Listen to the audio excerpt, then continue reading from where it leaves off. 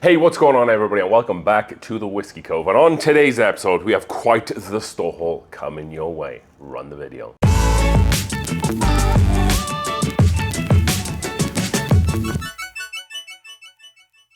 All right then, folks, thank you for joining us for another new and exciting episode here in the Whiskey Cove, where we will be going over a pretty massive store haul video here. So if you don't already know, about 2 weeks ago, I was traveling down in Arizona, California, New Mexico. We did a lot of content down there. You might have seen some of the shorts post already, but some of these bottles that I picked up, I've actually filmed whilst I'm going into the stores in the short format. So in the next few weeks or so, when more shorts are going to be dropping, you'll be seeing me picking up these bottles. So make sure you're subscribed and following so you don't miss these videos. And normally what we like to do is that we like to go over the bottles that we were able to drink through in the last month or so. There isn't any today, so we're just going to delve straight into the bottles that we're able to pick up. And let's just start right at the beginning here. And we picked up this Redwood Empire. This is the pipe dream, but this isn't any old pipe dream. This is a toasted pipe dream. I didn't even know they were putting out a toasted pipe dream. As someone who's a big Redwood fan and someone whose favorite whiskey from that distillery is pipe dream, I had to get this bottle. As you can see, I've already opened it and it is pretty stellar indeed. If you like the pipe dream, if you like anything that Redwood puts out, this is a great bottle. I picked this up from Trevor's in Scottsdale, Arizona. As I said, I haven't seen it here in Colorado. I didn't even know they were putting it out. This is batch 001, so the first one they've ever put out. This is coming in at 92 proof of 46% ABV alcohol, and it is toasted. As you can see, there's a pretty cool toasted label there. Not the only Redwood bottle that I was able to pick up on this trip, so very happy that I was able to get that. And for a bottle that wasn't even on my radar, super excited to get that down in the Whiskey Cove. I think it's the first ever time the Redwood have done a nationwide toasted release. So we'll see how maybe that stacks up to like an Elijah Craig, a Michter's, an Old Forester 1910 to see if it can compete with some of these bigger distillery stuff. Next up, let's do these three bottles together because we were able to pick up quite a few Eagle Rare single barrels. As you can see, we have three here from three different locations. This one's from Mesa Liquor in Mesa, Arizona. This one's from Fiesta Liquors. I can't remember what that was, sorry. We hit quite a few liquor stores on the journey. And this one's from Box Yard. So this one was from Tucson, Arizona. This one's from Mesa in Arizona. And I can't remember where Fiesta Liquors were. But my kind of theme is that I never pay more than $50 for an Eagle Rare single barrel. These come in right in line with that. This was $50, this was $49.99. And I assume that would have been right around that price too. So really excited that we were able to get these.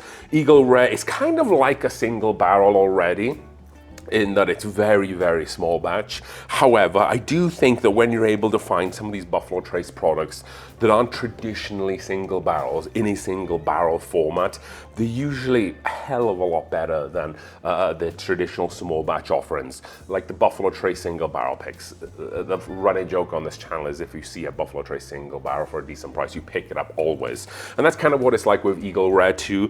Really interesting to see how many Eagle Rare single barrels they had at different stores in Arizona. So super happy that we were able to get these.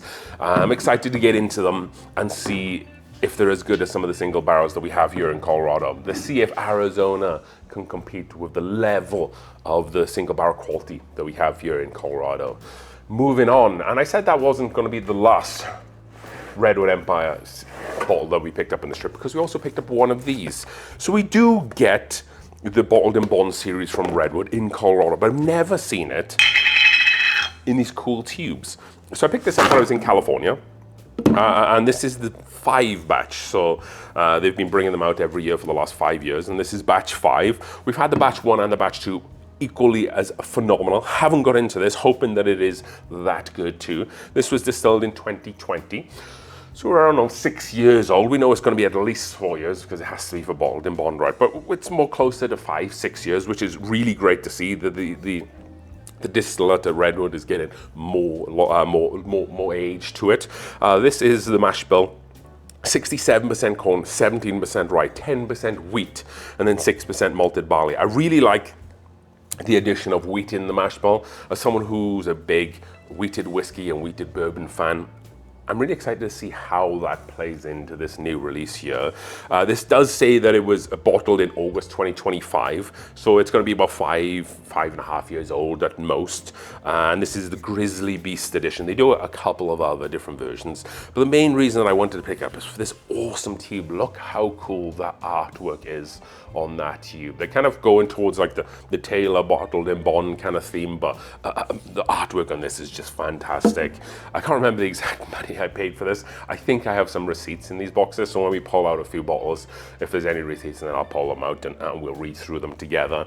But really interesting to see how this tastes, because we haven't had a bottled in Bond for about 3 years from Redwood, the Grizzly Beast. So we'll see if it's come along since then. It was good back then, not great, but good. I'm hoping for great things. And again, that artwork is super, super cool. Moving on, we picked up an old bottle of Old Grandad 114, not just any Old Grandad 114. This is the single barrel version, 114 proof, much like the Old Grandad. As you can see from the price point there, maybe, it is $44.99, aged 7 years. So one thing that we've talked a little bit about on Whiskies to Hunt For in the last edition that we did of that is that I feel like they've regrounded themselves, the Jim Beam Distillery, on kind of where Old Grandad lives in the market.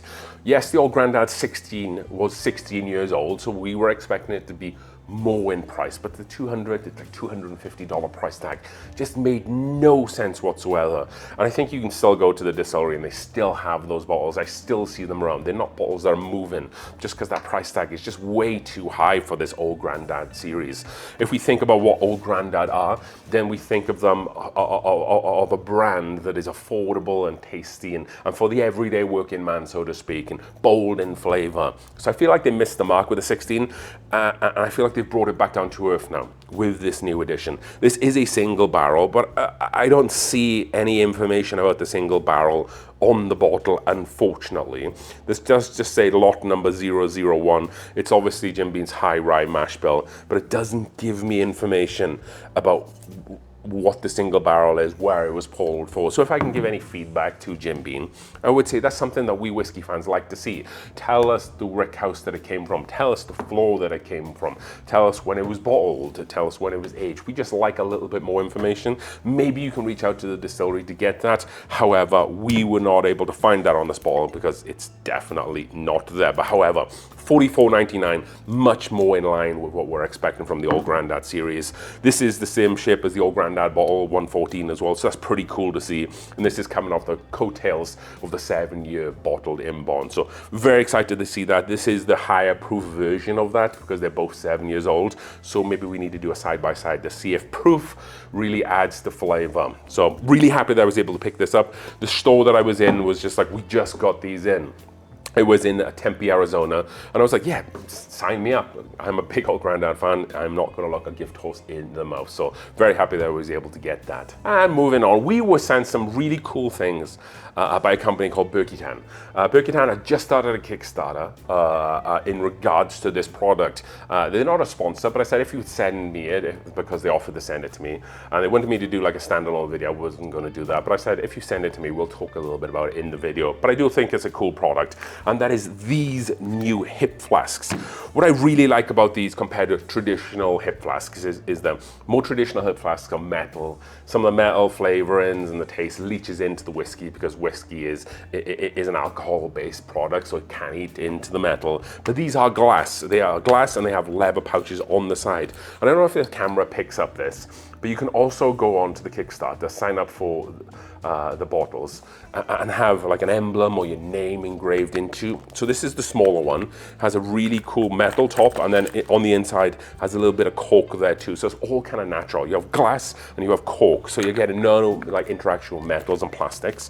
And on this one, they kind of engraved the top there, which has my Whiskey Cove emblem. I didn't even know they were going to do that. So they put it on the flask here and they put it on the top here. And they're all glass again, and you can kind of see the fill levels, and you can kind of see as you're cleaning out. They also send you some of these cleaning kits here and a bunch of bags and wipes as well, so you can really get in there and clean. Because with my metal decanter, I can't really see what's going on in my metal flask. I've had that metal flask for like 8 years, So who knows what's going on inside. So really awesome bottles that they sent me, and definitely stuff that I'm going to be used. What I'll do is I'll post the link down below in the description. So if you want to get involved in a Kickstarter who are trying to make good products for something that isn't really out there in the market, definitely go and take a look out of these folks. You can go and check them out to see if this is something that you would like. But I'm really excited to actually just use them on the regular. I think I absolutely will, and glass really speaks to me. Next, moving on and sticking with more whiskey now.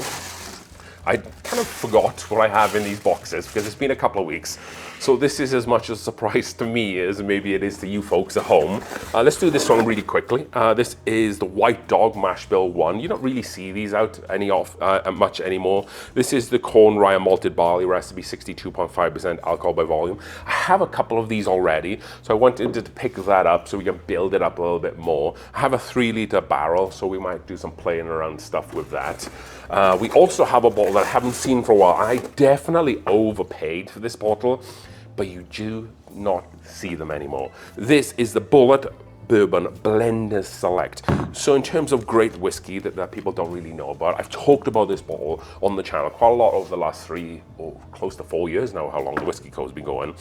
And every year I've talked about it, they just stopped making it. You see it less and less and less. I want to say shamefully, I paid like high 70s for this, out the door. So you really want to be, the MSRP on this is like $50, $55. So I definitely overpaid by like 25%. But again, you just don't see that anymore. This is the Blender Select.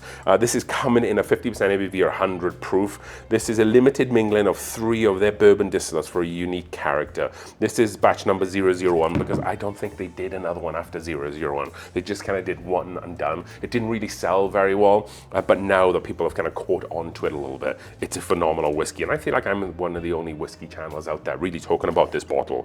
And like I said, I paid a little bit more than I wanted to, but this is one of those bottles that I will happily pay a little bit more than I want to, just because we're not going to see them again. All that is source stuff, because going back to when they released this, they didn't have their own distiller like the bottled in bond version they put out recently. So this is all their good source stuff that they mainly got from like Four Roses, and I think they dabbled with MGP a little bit too. So 3 different whiskeys blended into that, and that's a great, great bottle. Very excited that I was able to pick that up.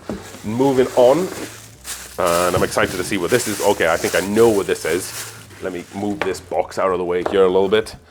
This is Stag Junior. Stag is this now called. So I also picked this up in Tempe, Arizona, really close to where I picked this bottle up, just down the street on Apache Trail Road, I think it was called. It's down from Main Street in Mesa on Apache Trail Road, and I can tell you maybe exactly where the store was. It's Devil's Liquor. They had this, they had Blanton's Gold, and they had Weller Antique, all for really amazing prices. But I just picked this up because I wanted to leave the rest of the stuff for everybody else, and I didn't particularly need that stuff. So I paid $101.71 out the door.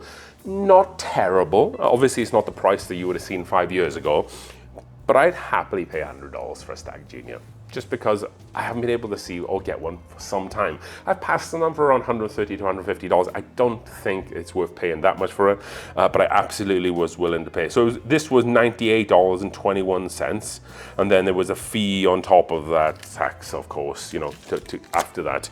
So this is the first Stag Junior that I picked up in probably a year, 18 months. This is the 63.45% ABV, or 126.9 proof, 25B, barrel proof, unfiltered, as old Stag Junior is, and very well done, if I don't say so myself. So very happy that we were able to pick up this bottle. This video is getting a little long in the tooth, so we will keep pushing through. Let's see if there's any receipts. We do have a receipt here too. So let's read this out. This was a Liquor Express on Apache Boulevard, that's the name of the road, in Tempe, Arizona. And that was for the old granddad. So that was $48.63 out the door. The tax in around Phoenix is phenomenal compared to what we have in Colorado. We also picked up a Penelope Rio. So we picked that up actually at a Total Wine in California, of all places. We also picked up a bunch of other stuff too. However, we're gonna delay some of the other stuff for another video. This is 49% ABV or 98 proof. Does it say, it says batch 26-901, so this is the 2026 version. I think I paid around $90 for this, $90 to $100, right in line with what you're expecting to pay for it after tax. As someone who went to this Total Wine just trying to do a video, I'm not expecting anything because I've never had any luck in Total Wine. This one I went to in California was incredible. It had the most stuff in a total wine that I've ever seen, and we're talking about allocated stuff just on the shelf. So excited that we were able to pick that one up. Big Amburana whiskey fan, so that was always going to come home with me. We also have another one of the White Dog Mash Bill one from Buffalo Trace. We picked up 2 of those in total. We have a receipt in here along with a couple more bottles. So yeah, the total wine, we paid $77.99 for the Redwood, the bottled and bond with the tube. And for the Penelope, we paid $92.99. So yeah, that's what much we paid for that. And I can tell you which total wine that is actually now.